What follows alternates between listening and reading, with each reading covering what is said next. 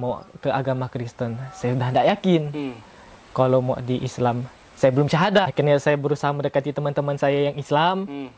Saya ajak, lah kita ini temankan aku sholat yuk, gimana ajarannya. Jadi saya sudah mempraktikkan sholat itu kurang lebih dari bulan Desember sampai bulan Februari. Ketika saya masuk Islam dari jalur perdebatan seperti ko Donditan, saya tidak akan masuk Islam sampai sekarang.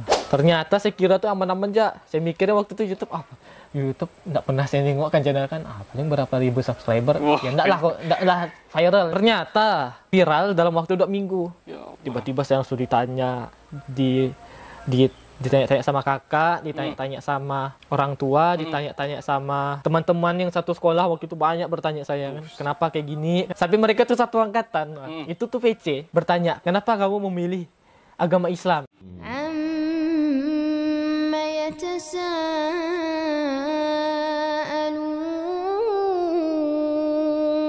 Assalamualaikum warahmatullahi wabarakatuh. Sahabat saudara seiman, insyaallah bersaudara sampai surga. Alhamdulillah, ini kami menuruti perkataan netizen nih. Karena memang dulunya kami di tahun 2023 itu sempat ngonten bahas tentang keislaman Bang Nopan. Insyaallah saat ini masih sibuk Bang Nopannya menyelesaikan skripsinya, insyaallah di mahasiswa kedokteran ya Bang Nopan ya. Doakan deh. Nah, insyaallah nanti kita doa bareng-bareng ya, semoga cepat lulus, dimudahkan segala urusannya. Nah, ini kita berada di tanah wakaf yang insyaallah berdirinya Pondok Saudara Seiman. Tahap pertama ya ini insyaallah. Nanti kita tahap keduanya akan bangun 2 tingkat. Nah, di bawahnya aula, di atasnya asrama untuk pesantren khusus bagi mualaf-mualaf yang mau jadi dai. Insyaallah. Bismillah. Nah, kemarin Bang Nopan banyak netizen tuh nanya kelanjutannya gimana nih Bang, katanya. Tanggung nih ceritanya kan. Nah, kemarin tuh sampai ini, saya review sedikit, kemarin tuh sampai doa. Jadi Bang Nopan tuh berdoa di agama sebelumnya, kalau seandainya, ya Bang Nopan tuh harapannya dijawab doanya. Kalau seandainya Bang Nopan tuh hatinya lebih ke agama sebelumnya, berarti inilah agama yang benar. Ya, betul. Tapi kalau ternyata tidak dijawab, berarti kan Islam yang benar gitu kan. Betul. Nah, kalau Bang Nopan sendiri waktu itu, apa jawaban dari doa itu? Nah, kita telisik lagi ya dari awal. Nah, kemarin tuh kelanjutannya setelah dapat doa, karena kan waktu itu masih gonjang-ganjing kan, pengen pindah. Dan waktu itu kalau nggak salah kejadiannya, karena ini udah jujur ya udah lama kan, udah 2 tahun tuh menurut saya itu udah lama, dan bisa dibilang saya udah mulai lupa sebenarnya.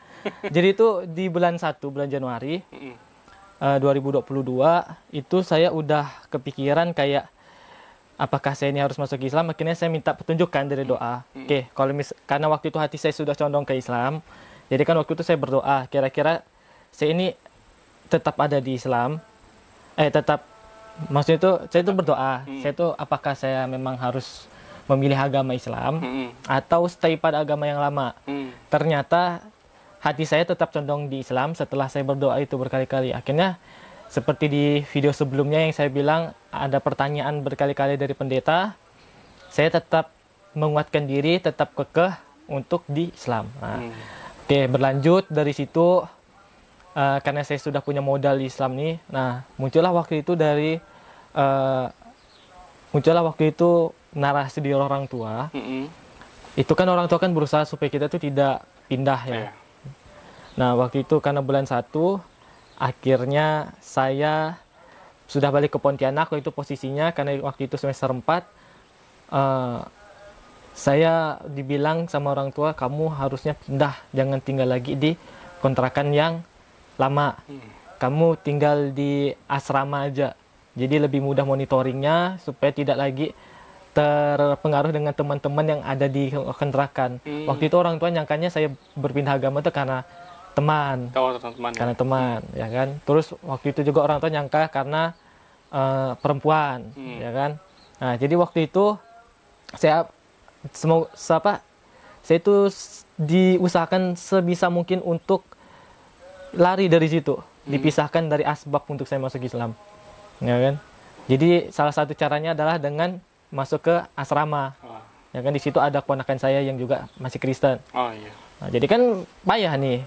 Jadi saya mikir, wah kalau misalnya saya di sini, saya tidak mungkin bisa masuk ke agama Islam. Karena ini hidayah udah 2 kali. Udah 2 kali apa 3 kali, sehingga saya udah 2 kali. 2 kali. Hidayah ini ketika udah datang dan saya nak menjemput, saya takutnya ketika ini udah datang yang kedua kalinya, itu hidayah bisa hilang. Nah, jadi saya tuh akhirnya kekeh, ya udahlah, dengan cara apapun saya berusaha untuk tetap dikontrakan. Alhamdulillah waktu itu mungkin ada suatu cerita yang tidak bisa saya ceritakan di sini. Saya akhirnya tetap dikontrakan.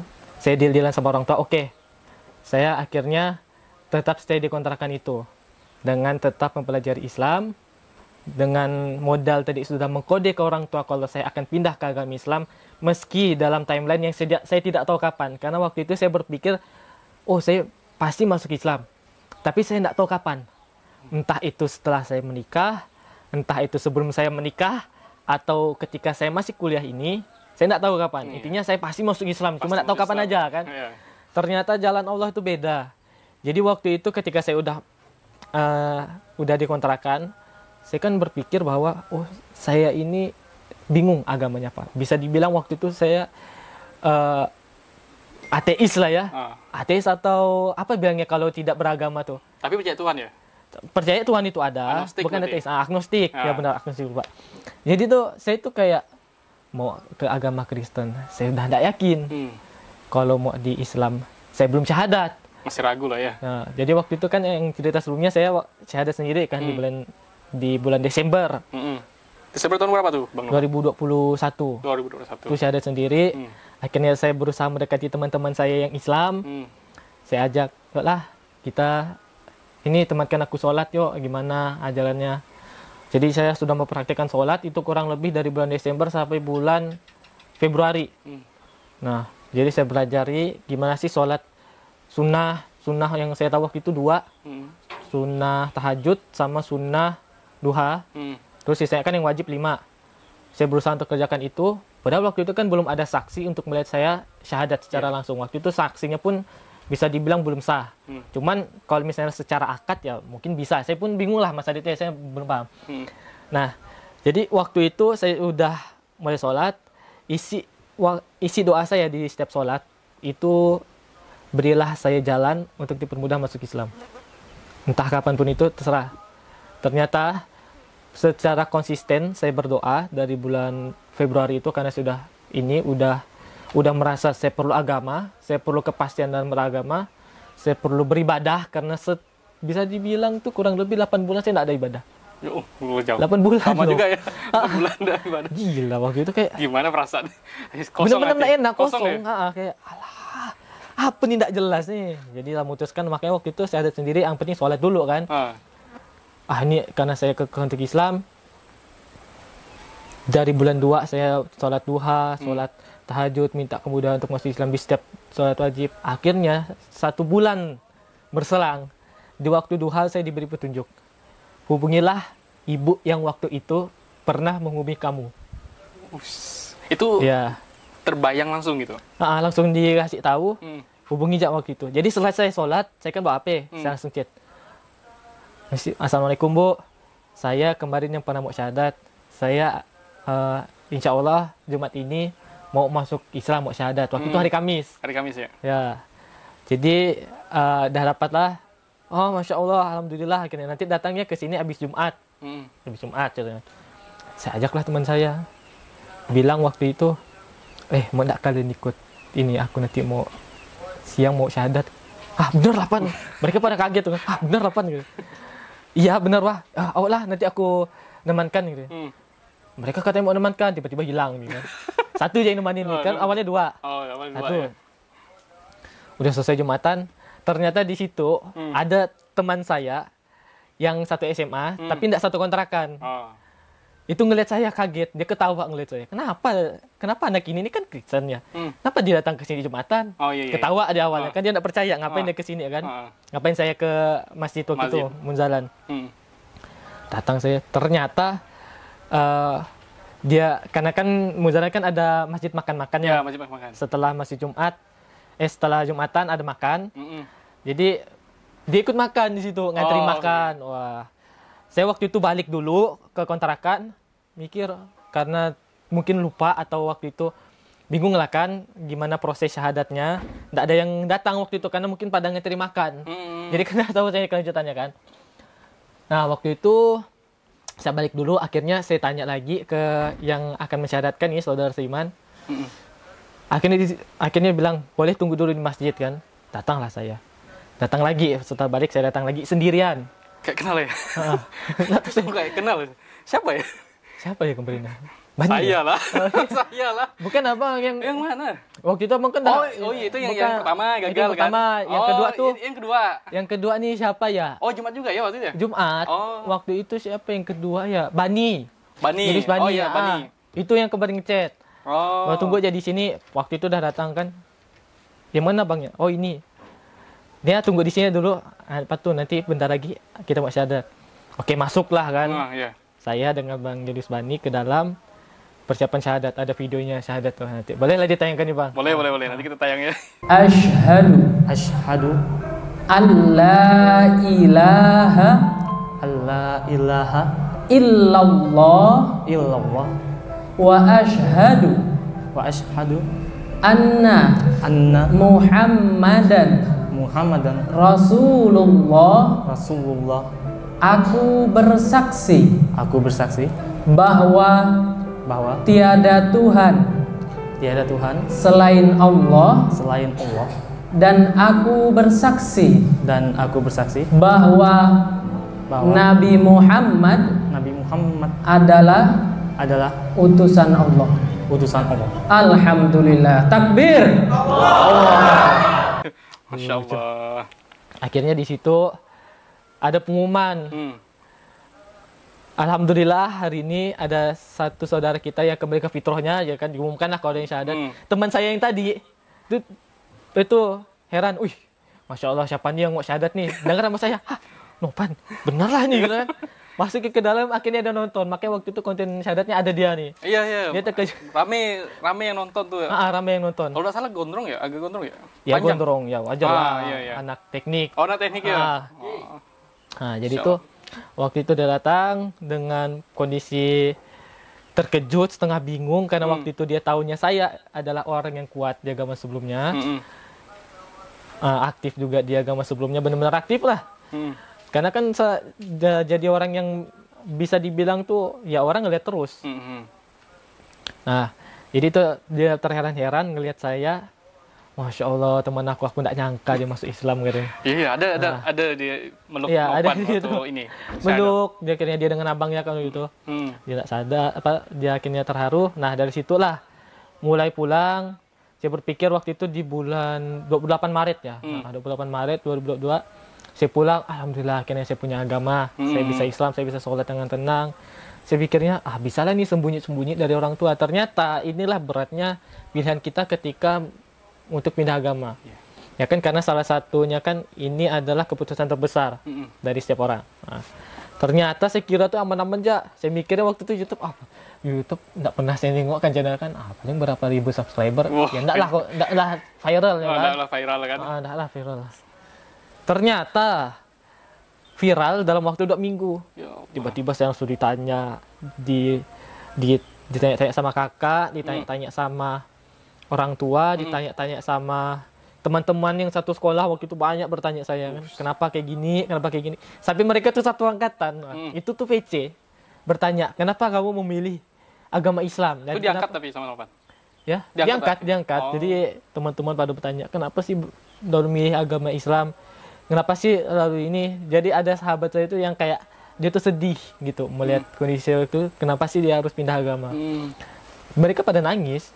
Ya, biasalah itu kan. Namanya juga merasa kehilangan lah mungkin. Pasti ngerasa kehilangan. Terus orang tua juga sedih. Pokoknya pada terkejut lah itu. Karena bisa dibilang sekolah dulu kan sekolah yayasan kan. Nah, jadi mereka bertanya.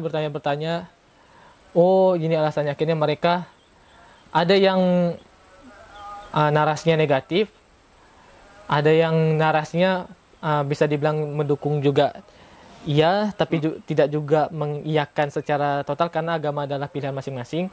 Bilang janganlah, ini kan pilihan Nopan sendiri, apa hak kalian untuk interupsi dia? Ya udah, akhirnya semua itu tenang, menerima dengan legowo. Oh, ini anak akhirnya masuk ke Islam. gitu. Nah, itulah ceritanya waktu itu. Nah, waktu seiring berjalannya waktu saya lihat ternyata orang tua itu bisa menerima saya dalam waktu dekat. Waktu itu kan bulan puasa ya, 2 minggu sebelum puasa. Viralnya pas puasa. Viralnya pas puasa. Pas puasa.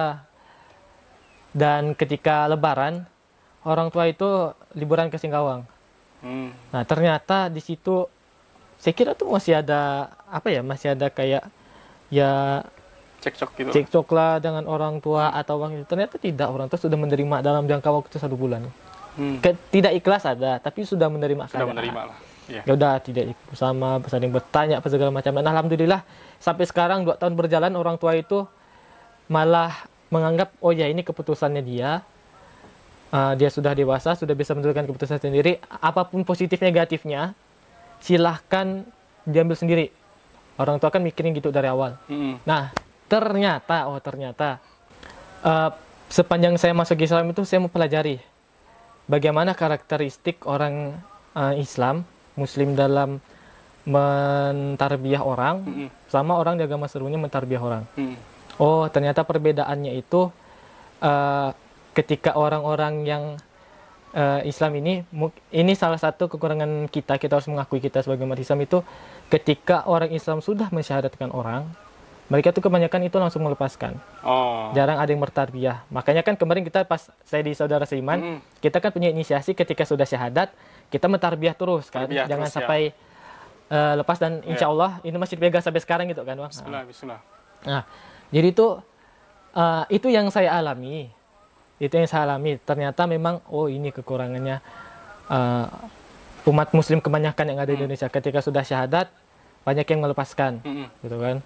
Nah, waktu itu karena gonjang-ganjing yang tidak pasti, ya kan saya kan berpindah ke sana sini kan waktu itu kan lembaganya. Saya juga bingung mau belajar di mana ketika Saudara Siman waktu itu posisinya juga masih belum stabil ya kan. Kita masih belum stabil waktu itu, tahulah kita perjalanan panjang prosesnya.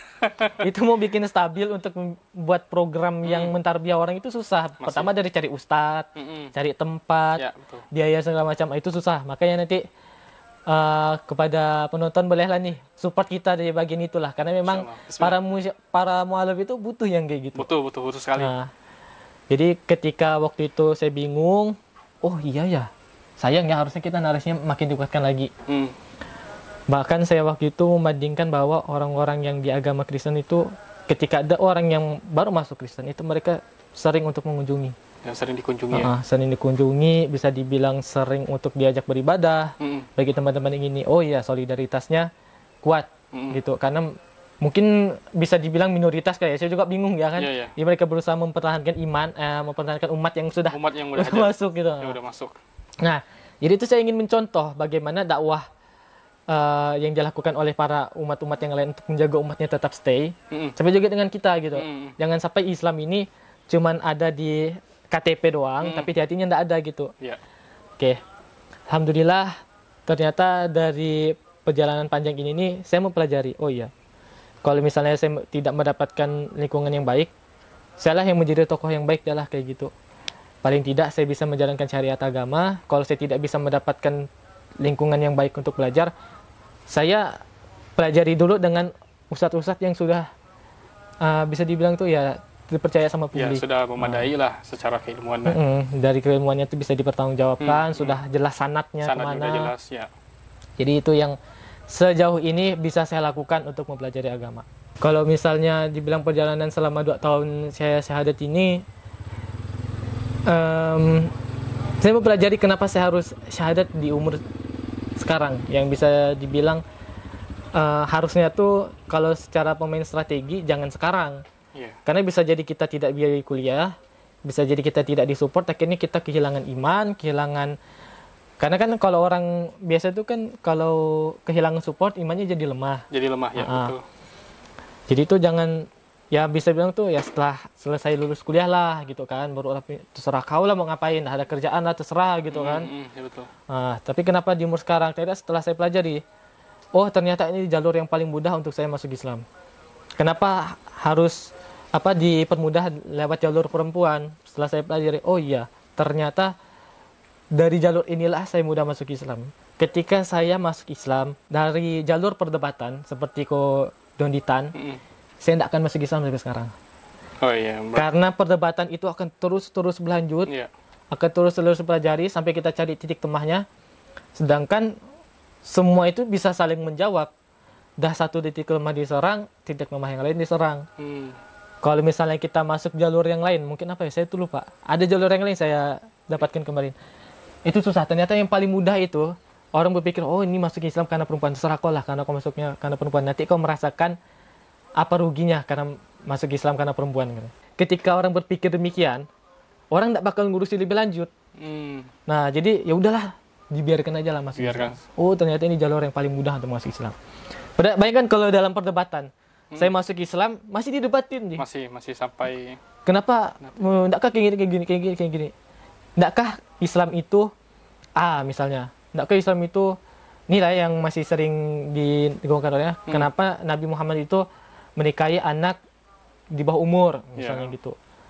Kenapa Nabi Muhammad mati tidak diangkat ke surga? Gitu. Itu kan mesti menjadi narasi untuk menjarang Islam, ya kan? Nah itu kalau misalnya didebatkan sampai sekarang tuh masih didebatkan kalau misalnya dari jalur itu. Tapi kalau dari jalur perempuan, ya udah. Ini kan masuknya karena Islam. Oh iya, ini jalur paling mudah. Ternyata Allah itu sudah mempertimbangkan semua jalan untuk umatnya mendapatkan hidayah. Tergantung kitanya lagi ketika sudah dapat, bagaimana cara memperdayakannya. Itu sih alhamdulillahnya dari saya pikir, oh ya. Berarti Bang Nopan salah satu kenal Islam tuh dari jalur perempuan ya? Bukan kenal Islam dari jalur perempuan, tapi itu lebih ke dipermudah untuk masuk Islamnya aja. Dari jalur perempuannya? Jadi jalur perempuan. Jadi tuh kita kan dah lama kenal Islam ya. Kan dari saya ceritakan waktu itu dari SMP, kita udah melihat masuk ke SMA apalagi kan sudah mempelajari bagaimana cara menyerang. Ya kan? Bahkan waktu itu ada event gereja yang temanya itu cara bertahan di agama dan cara menyerang. Oh, ada tuh, juga ya? Ada tuh eventnya saya ikut ada seminarnya juga. Oh ini cara menyerang tanggapan tentang orang Islam ke agama Kristen misalnya gitu. Nah itu ada memang waktu itu eventnya. Oke. Dan waktu itu kan saya udah belajar tentang agama Islam ya. Jadi saya bingung nih jalur masuk Islamnya bagaimana, apakah dari menikah atau dari perdebatan dan tidak ada yang mampu mengalahkannya, akhirnya kita bisa memutuskan untuk masuk Islam, atau kita nanti setelah pekerjaan untuk dari situ kita punya kebebasan untuk memilih apakah kita memilih Islam atau tidak gitu kan, banyak jalur untuk kita masuk Islam. Nah, ataukah mujizat gitu kan, ataukah mimpi, ya kan? Kalau nunggu mimpi nggak dapat, karena mimpi itu harus diundang. Ya. Ternyata ini jalur paling mudah karena orang tidak akan mengurusi lebih lanjut. Berarti menurut Nopan, ketika Nopan udah mempelajari Islam, kemudian kenal sama wanita, nah walaupun ternyata masuk Islamnya karena perempuan, berarti ini tidak ada timbul perdebatan di kemudian hari. Tidak ada perdebatan lagi. Beda ceritanya gitu. Kalau seandainya berdebat dari awal, maka kedepannya juga ketika sudah masuk Islam juga akan timbul perdebatan. Perdebatan gitu ya? Lagi, bisa jadi goyah lagi. Nah gitu. Oke. Alhamdulillah. Pak Nopan, dari sekian lama, ini udah berapa lama nih masuk Islam nih? Alhamdulillah 2 tahun lebih lah ya, udah mau 3 tahun. 2 tahun mau 3 tahun. Ini pernah enggak sih di titik down imannya, maksudnya ya pernah menyesal masuk Islam? Kita enggak bisa bilang menyesal.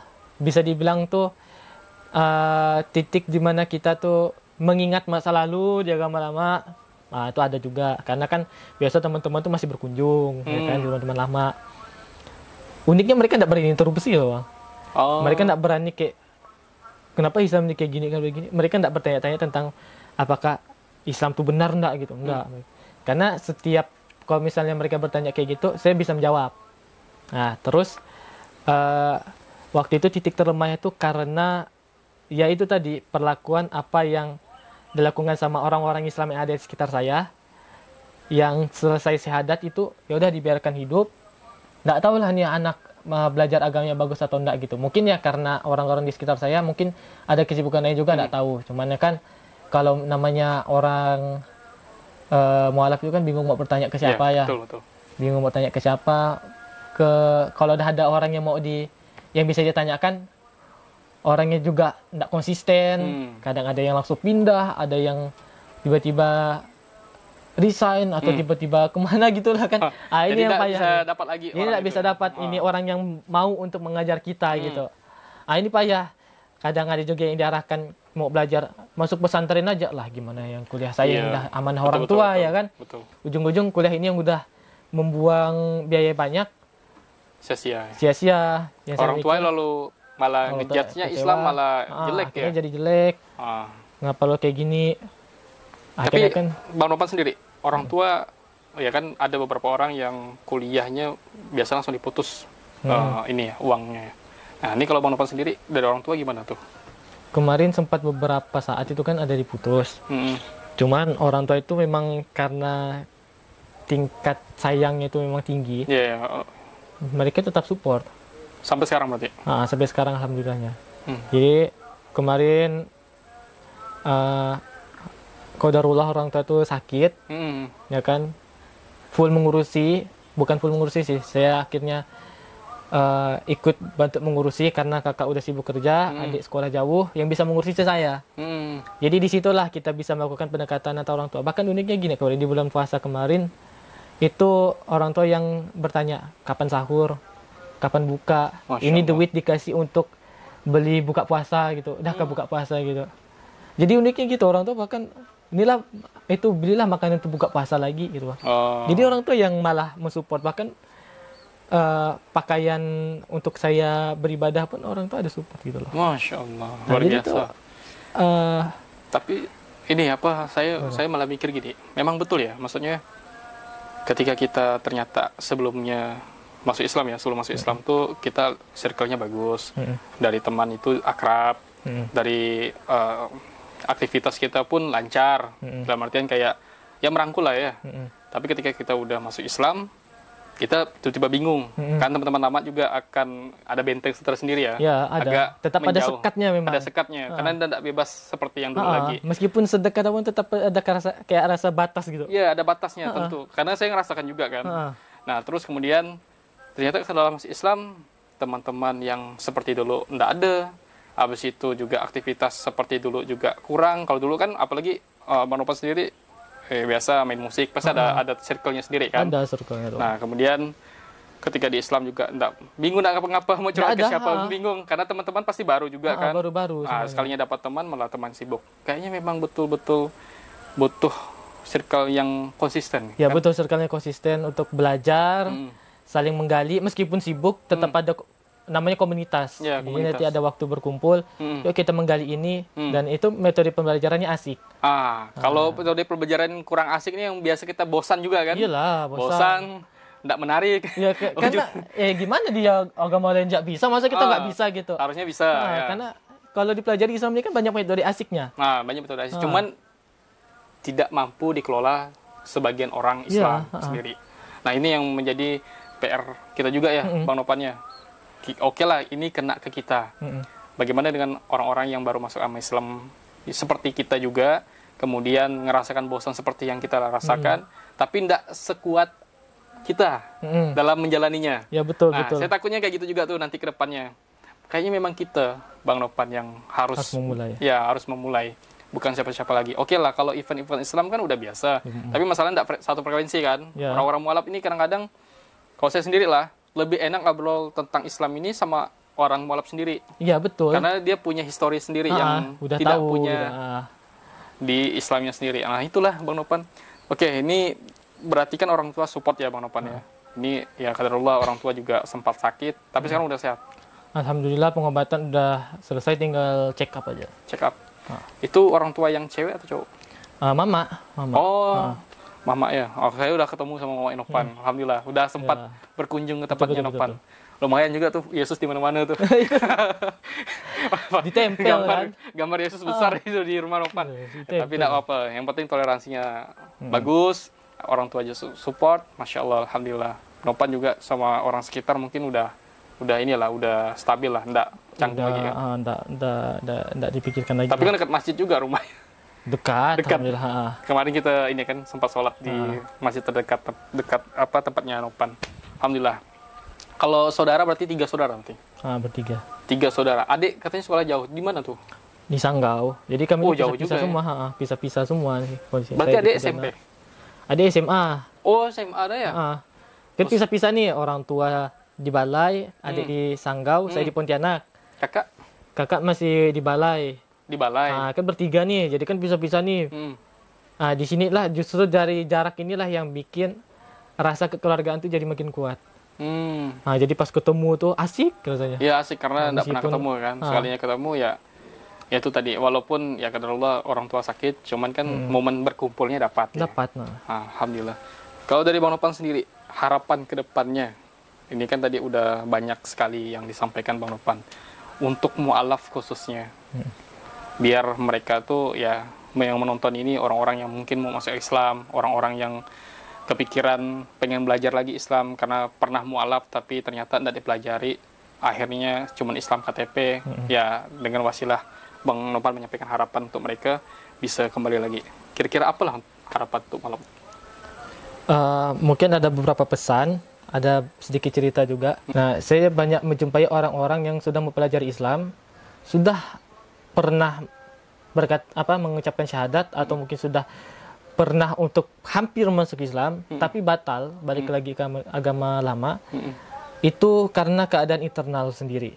Nah, saya itu pengennya umat-umat Islam sendiri itu bisa merangkul umat-umat yang sudah bersedia mempelajari, sudah bersedia untuk masuk ke agama Islam. Jadi cara merangkulnya itu dengan cara yang asik. Jadi kita bagaimana caranya lah untuk supaya Islam ini bisa diterima dengan cara dakwahnya Rasulullah gitu. Karena selama ini jangankan umat mualaf, umat Islam sendiri pun ketika belajar agama itu malas-malesan, tidak semangat dan terbayang-bayangi pelajaran agama yang kaku. Ya kita bisa lihat sendiri anak-anak kawan-kawan saya yang dari pondok memang dibilangnya asiknya tuh dengan teman. Tapi kalau dengan orang-orang yang ustadz apa segala macam, mereka pada takut. Mereka pada ngerasa kayak, nanti belajar agama ini lagi, belajar mata pelajaran ini lagi berat, rasanya susah. Ada yang bahkan ngaji dari lahir Islam pun, ada yang ngajinya sampai di umur sekarang masih belum lancar gitu kan. Itu padahal Islam dari lahir, maka sih belajar. Oh iya, berarti metode pembelajaran Islam itu harusnya sesuai dengan dakwahnya Rasulullah, bagaimana supaya kita itu umat-umat itu, jangankan umat yang baru masuk, umat yang sudah dari lahir pun senang untuk mempelajari Islam, memperdalam agamanya terus, jadi tidak sekedar KTP. Termasuk juga kita yang mualaf gitu. Jadi kenapa sih orang-orang yang tadi mudah mempelajari Islam itu tidak berani untuk syahadat? Karena melihat keadaan internal yang seperti itu tadi. Nah, jadi pesannya ubahlah cara pembelajarannya, cari metode asik, pelajari cara dakwahnya Rasulullah. Karena dakwah Rasulullah itu tidak memukul tapi merangkul. Ya kan? Nah, itu bagaimana caranya? Saya yakin banyak sekali caranya. Karena umat di agama manapun itu berusaha untuk membuat pembelajarannya asik. Asik ya. Nah, gitu. Insyaallah. Alhamdulillah, ini teman-teman, sahabat saudara seiman, kita udah mendengar kisahnya Bang Nopan, ini kelanjutan ya dari episode sebelumnya. Insyaallah hampir 1 tahun juga nih baru kesampaian juga. Part 2-nya karena lagi sibuk juga Bang Nopannya. Insyaallah masih aktif juga di dunia dakwah, insyaallah masih ya menyampaikan kebaikan walaupun 1 ayat ya Bang Nopan ya.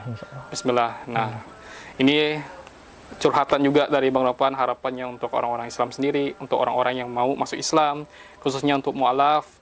Semoga Allah mudahkan urusan teman-teman semuanya yang nonton ini, wasilah dari video yang kami tayangkan ini. Dan kemudian ingin menyampaikan juga program Saudara Seiman, insyaallah Saudara Seiman sedang berusaha, berupaya. Ini bukan dakwah kami, tapi dakwah kita bersama, sedang berikhtiar membangun habit muslim, yaitu Pondok Saudara Seiman, yang sudah kami gaungkan dari 2021 sampai sekarang. Nah, ini beberapa yang terbangun tapi tidak stabil. Nah, ini kami coba stabilkan lagi di tahun ini. Karena apa? Karena memang banyak mu'alaf itu komunitas, tapi mereka itu ya hanya sebagai media manfaat dari beberapa orang, dari sekelompok orang yang pengen mencari kepentingan, keuntungan salah satunya itu. Nah, ini banyak kita dapat di lapangan. Ada kurang lebih 315 orang yang sudah didata, tapi kita tidak tahu yang tidak didata itu berapa orang. Ini mereka kalau ada bulan-bulan tertentu mereka tuh didepankan untuk mendapatkan paket sembako. Nah, tapi kemudian paket sembako apakah dapat untuk mereka? Jarang dapat. Dapat pun hanya sedikit. Nah, ini kan oknum ya yang harus kita ini tuntaskan. Nah, bagaimana dengan teman-teman saudara-saudara kita mungkin yang di agama lain?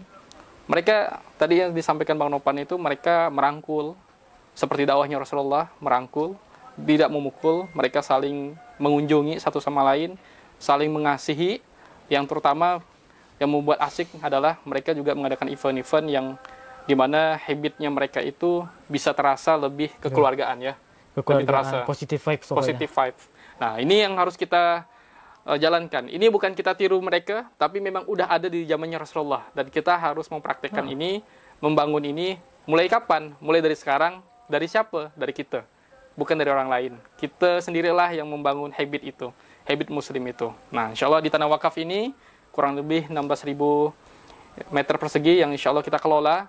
Harapannya bisa dibangun pondok saudara seiman yang udah kita narasikan, bisa terbangun Baitul Mal. Ini sudah dalam tahap proses legalitas tahapan lanjut. Ini legalitas secara negara sudah resmi Baitul Mal saudara seiman. Kemudian sekarang kita mendaftar UPJ Basnas. Nah, kalau ini kan kita baru fundraising kebutuhan berdasarkan berapa paket sembako yang dibutuhkan tim relawan lapangan. Itu yang kita sediakan.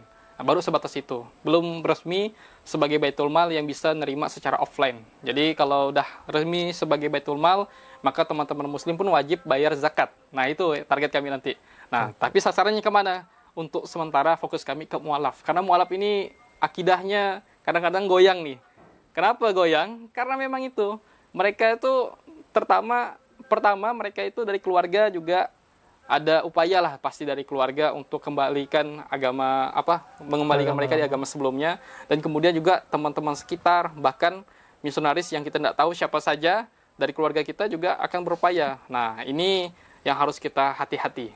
Kita harus betul-betul tangkap mualaf-mualaf itu, bawa ke sini, usahakan buat event sebaik-baiknya agar mereka tahu bahwa ternyata Islam itu asik inilah, tidak sekaku itu belajarnya. Dan Islam sendiri pun ngerasa, oh iya, ternyata sebenarnya yang kaku ini orang-orangnya yang belum bisa menampilkan dakwahnya versinya Rasulullah yang asik. Nah, hanya itu mungkin yang kami dapat sampaikan, kurang lebih mohon maaf. Di mana supportnya di Yayasan Saudara Seiman. Bismillah, semua bisa sedekah. Akhir kata dari kami, dakwah terus tanpa henti, istighfar terus sampai mati. Mari kita bersaudara sampai surga. Wabillahi taufiq wal hidayah. Wassalamualaikum warahmatullahi wabarakatuh. Waalaikumsalam. Alhamdulillah.